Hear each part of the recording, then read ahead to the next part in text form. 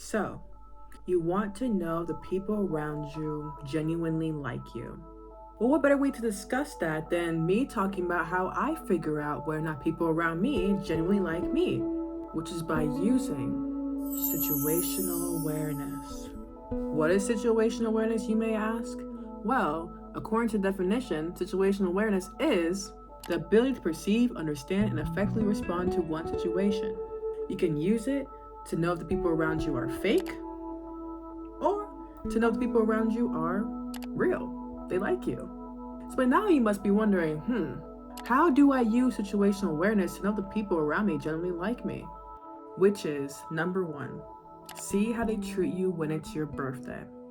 It's that time of year again, your soul returns, also known as your birthday. Even though you might not be one of those people who throws a huge party or even invites anyone for your birthday, for the sake of this video, let's pretend this scenario I'm gonna make up is you having a small get together for your birthday. So you plan a small get together for your birthday and you specify an invitation. No plus ones, no pets, and since we're doing sleepovers, clean your own dishes when you're done using them. You can tell all your friends made sure to read the invitation because they all brought no plus ones and no pets. This shows that your friends might actually like you because they actually considered your wants for the birthday. But let's see what happens next.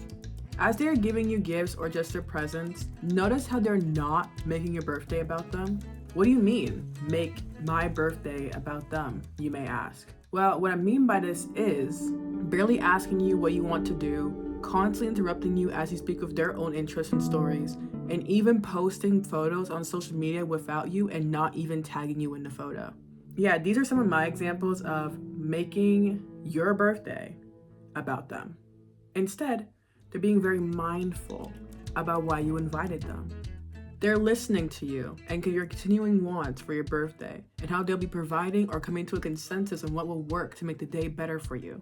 They're being very cutesy about giving you unlimited compliments and attention and knowing when to stop if you're feeling uncomfortable. And though they're not being demure, they're making sure that you're having the time of your life while also having the time of their life themselves. Now that the gift giving part of the birthday is over and the usual deep conversation that typically happens on almost every small little get together happens, let me tell you now my next tip on how to know if your friends like you, which is tip number 2. See how they treat you when you tell them certain things about yourself.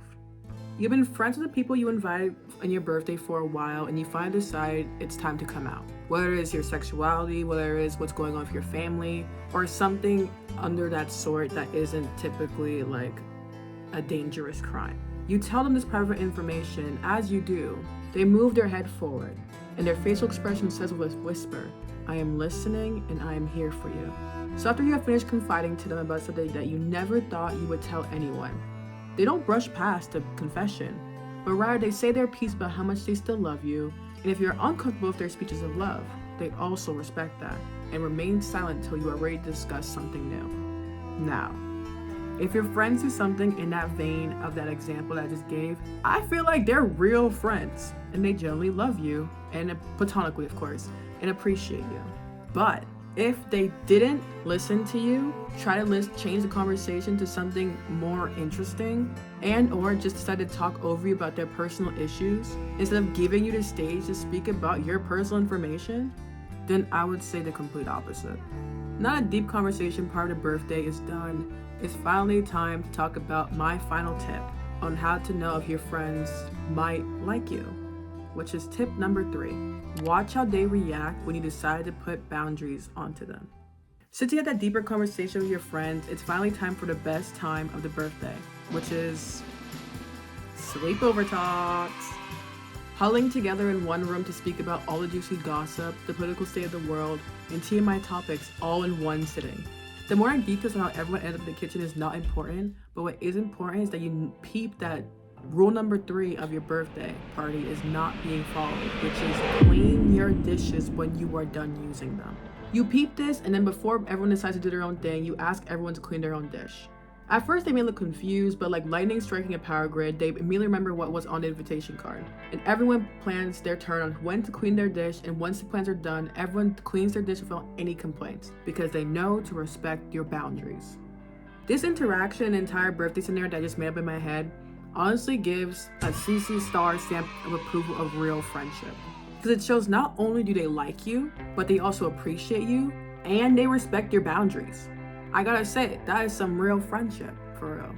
So as the sleepover example comes to an end, I decided what better way to end this video by asking my friends questions on friendship and how they show up for their friends. And here are the interviews now. How do you show up for your friends? If they come to me with news that's either good or bad, I want to be a positive support for them so they always feel like they have someone in their corner. Plus, I would like to be able to help make them laugh or smile. I'm not the type of friend that is like constantly with the people that I'm really close to because I like being alone most of the time. But I do know that I constantly reassure my friends that I will be there for them for like big moments. Like if there are a whole bunch of small things that go on in my friend's life, I'm not gonna be there as consistently as I am when like something really serious happens. And I'd say like what it looks like when I'm showing up for them is it's just me letting them know that I'm there. I feel like a lot of the time it's just me listening to them and hearing what they have to say.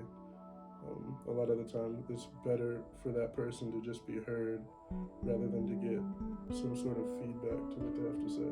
So just being there and being present with them and letting them know that they're not alone. Nice. And next question, what does genuine friendship look like to you?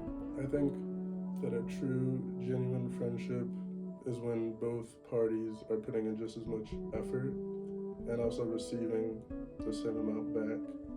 Because the second there's some sort of imbalance, it feels like you're not. It feels like you're putting in more than you're receiving, which is unhealthy in my opinion. Having someone that would be there for me the same way I'll be there for them. Never letting the times we do not talk with each other affect the way we see one another. Also, having someone to celebrate moments with or cry with. And finally, being able to have a good time partying or having a picnic. Friendships come in many different forms. Whether it be the friends that you party with, the friends you have a chill time with, and other friends you travel with together, your friends have a basic activity that you guys do together where y'all enjoy each other's presence. But this should not negate the fact that you should be surrounded by friends who not only appreciate you, but also show it through their actions. And heavy on showing it because you don't want to be around friends who say they'll be there for you when it's tough, when the tough times happen, and when those tough times actually do happen, they're nowhere to be found. Be with friends when they say that, they actually are there. But if your friends aren't like that and they actually relate to the story that I made, I suggest that you text them I love you and give them a bunch of kissing emojis at the same time. I'm kidding. Don't actually. I mean, you can do that if you want. If you do that with your friends, go ahead and do that. But like, you don't have to. I was kidding. But no, seriously, if you feel like your friends do relate to that story, send my video their way and be like, oh my god, like she described us so well. Like that's literally us, by the way. Because you should be proud that you have friends that relate to that, because that's amazing that you have friends like that. But if they do not relate to this at all, then I suggest that you do talk to them. And if conversation nor boundary setting doesn't work in terms of like you trying to establish a better friendship with them, I suggest you cut them off. That's just my opinion though. But I would cut them off if I were you. And yeah, go outside and hang out with your lovely friends, or maybe if you only have online friends, go ahead and call them up and be like, hey, like, what's up? I love y'all, or whatever. But if you do not have lovely friends or friends that you feel like you can do that, always remember that there are 8 billion people in this world. I think we hit 8 bill like last year, but 8 billion people in this world. And somewhere out there, there's gonna be some group or some person that will like you and appreciate you. And when that happens, you'll be surrounded by lovely people. And you'll realize just how lovely you are as well. So if you enjoyed this video, like, comment, and subscribe. This is my first time ever saying subscribe at the end of the video, but subscribe. You see that glow when I say that? And that glow of the like button, I think, as well. I legit forgot to say goodbye at the end of the video, so bye! Bye, stars.